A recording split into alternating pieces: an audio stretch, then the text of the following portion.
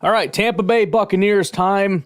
This is a rough one, man. We need a lot of stuff here. First and foremost, quarterback. I don't know what's going on with Baker Mayfield. I'm hearing stuff about him maybe going to New England. I don't know. I have a feeling the Buccaneers are going to be real aggressive in bringing some of their guys back, just kind of looking through what they have and what they don't have. I mean, right now, without Baker Mayfield, we're looking at Kyle Trask. So, I mean, maybe we like him. I don't know. I mean, he's already in the final year of his deal at 26 years old. Whatever. Offensive line is a disaster. We got Wirfs, which is nice, but he is in the final year of his deal. He's going to be looking for a lot of money, and we just paid our dude right here. So, the guys that we do have, and Mike Evans. So we paid a ton for him. We paid a bunch for Evans.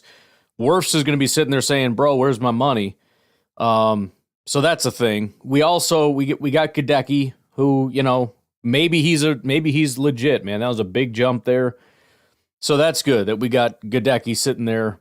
But aside from that, what do we have, man? Like the entire interior, I don't even know what we have.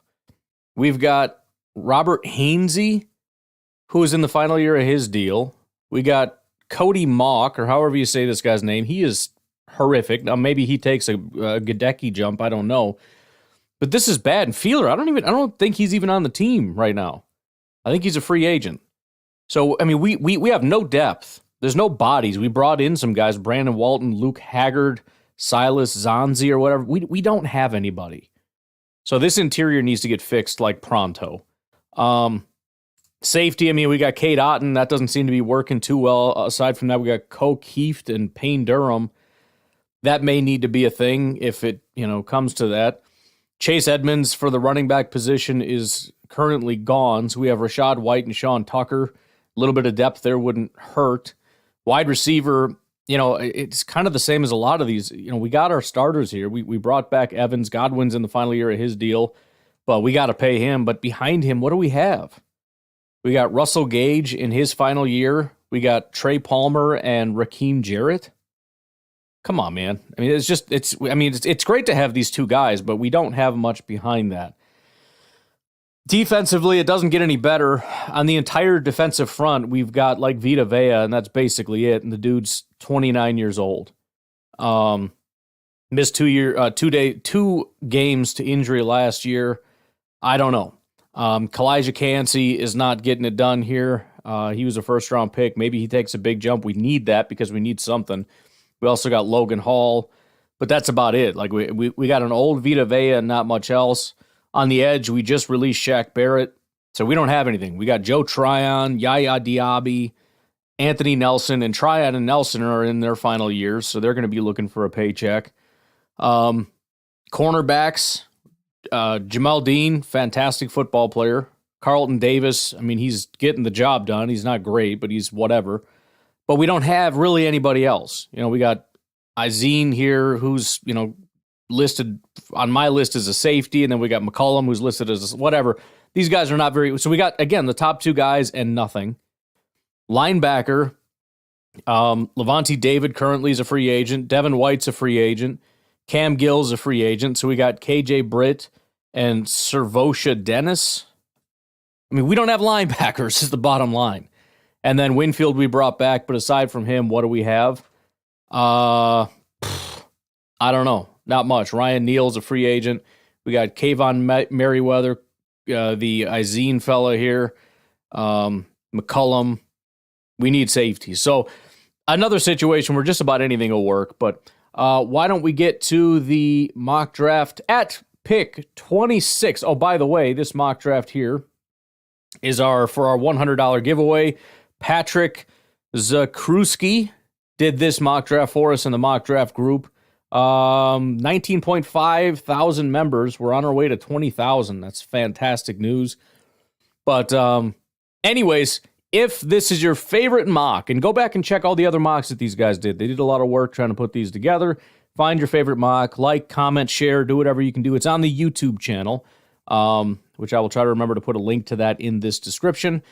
But anyways, if this is the best video, performs the best, then Patrick's going to get $100. So that's that. At pick 26, the Tampa Bay Buccaneers select Chop Robinson, edge rusher out of Penn State, one of my favorite guys in the draft, only 21 years old.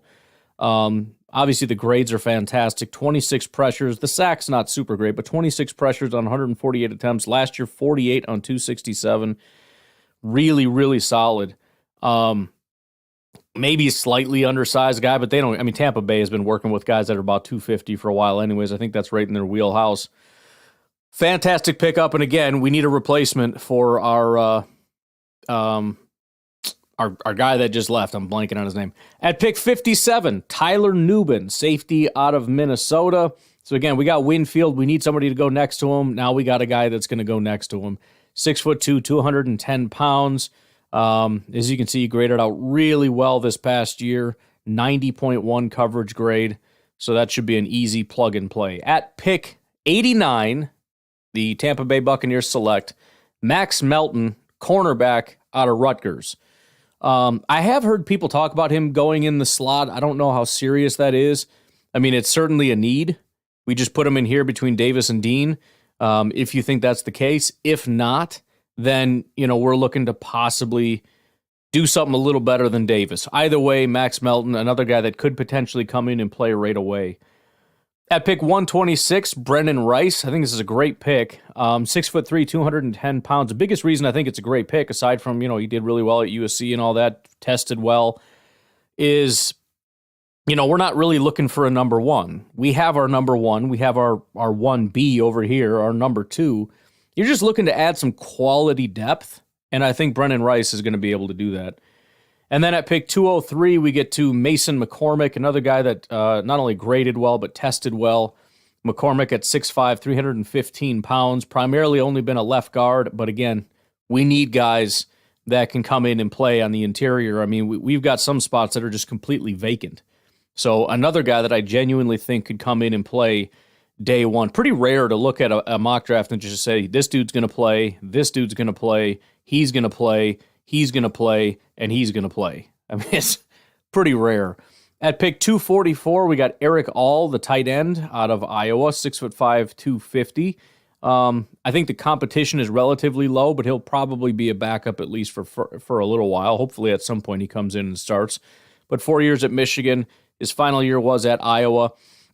Just caught 299 yards and 3 touchdowns. Obviously missed some time here. But, and let's see about his blocking. I'm not sure. Maybe that's sort of his deal.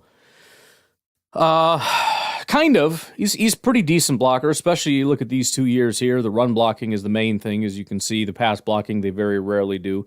So maybe he'll come in, be a little bit of a blocker, if not a receiver. We'll see. But we got some competition, which is important. And then at pick 255, Rasheen Ali, halfback out of Marshall, 6'209", is graded out really well pretty much every year that he's been there. Average 5.5 yards per attempt, 2,800 yards, 39 touchdowns to 11 fumbles. The final year here, 1,100 yards, 5.4 yards per attempt, 15 touchdowns, 5 fumbles. And again, the yards per attempt have been pretty fantastic. And as we were looking at it, the running back situation is sparse. Rachaad White can't take every single snap. He's going to need a break once in a while. So Rasheen Ali is going to be competing basically with Sean Tucker, as far as I can tell, unless Chase Edmonds comes back. And I think that's a competition that Rasheen legitimately has a chance to win. So Eric All might be the one that has the hardest time getting on the field.